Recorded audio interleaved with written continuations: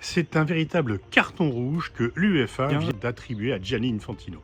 En effet, dans un communiqué, l'instance européenne du football dit que si les plans de privatisation de la Coupe du Monde ne sont pas définitivement retirés, aucune équipe européenne ne participera aux prochaines Coupes du Monde, qu'elles soient féminines ou masculines. Et sans les équipes européennes, qui ont le meilleur palmarès, qui sont les plus attractives, mais surtout qui retransmettent le plus, qui amènent le plus de financement également, eh bien, les Coupes du Monde n'auront plus le même sel et donc Infantino va être obligé de reculer par rapport à cela. Est-ce que des équipes européennes pourraient jouer cavalier seul? Non, parce qu'elles seraient exclues de l'UEFA et ne pourraient pas participer aux éliminatoires.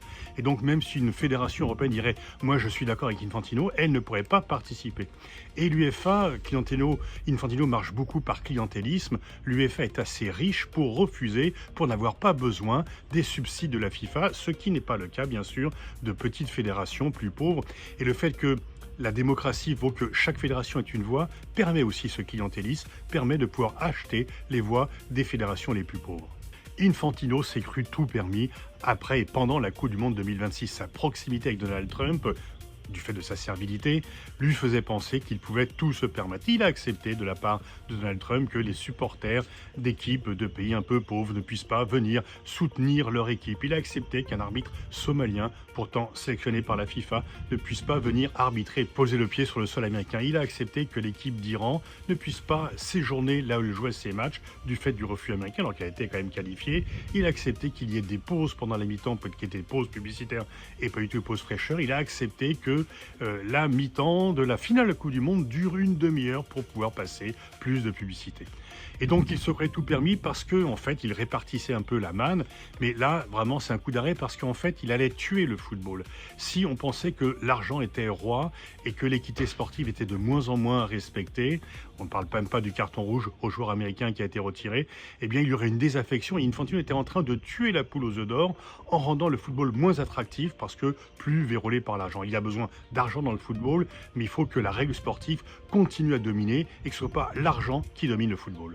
Libérer le potentiel commercial et les opportunités que possède la FIFA. C'était le slogan d'Infantino pour accroître les recettes de la Coupe du Monde. Mais en fait, les recettes de la Coupe du Monde, elles sont accrues de façon permanente, édition après édition, parce qu'il y a de plus en plus de monde qui regarde, il y a de plus en plus d'équipes qui participent et il y a de plus en plus de retransmissions télévisées, de sponsors qui se précipitent pour associer leur nom à cette compétition phare qui allait perdre de sa valeur.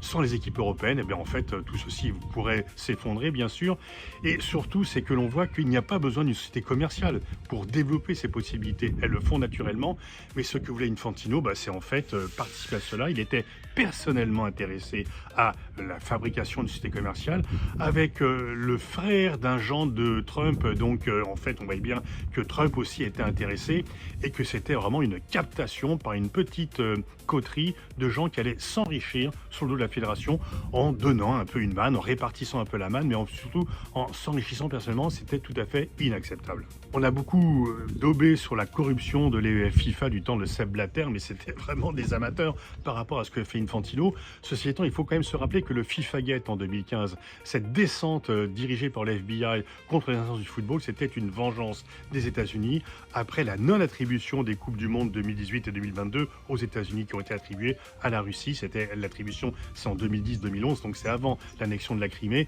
et au Qatar pour 2022.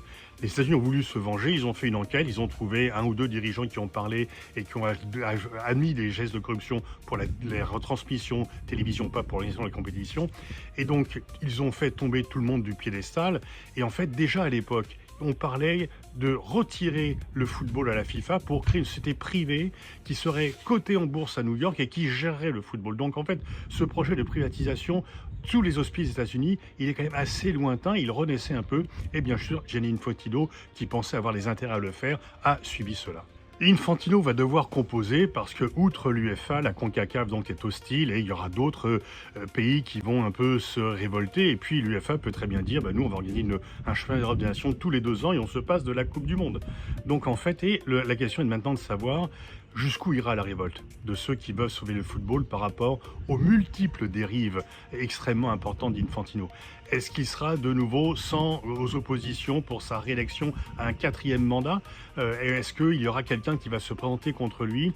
Ou est-ce qu'il va reculer, faire le dos rond par rapport à cela et puis continuer ses projets de servilité, continuer à passer un peu par la fenêtre une fois qu'il a été mis à la porte? En fait, il faudrait quand même se débarrasser d'Infantino et qu'un candidat puisse venir le contester. Une fois encore, on ne peut que regretter que Michel Platini ait été exclu parce que jamais Michel Platini n'aurait accepté ses mi-temps de 30 minutes, ses pauses fraîcheurs, le fait qu'un arbitre somalien ne puisse pas venir, le fait qu'on retire un carton rouge. Il faut sauver le football. Infantino est une menace pour le football.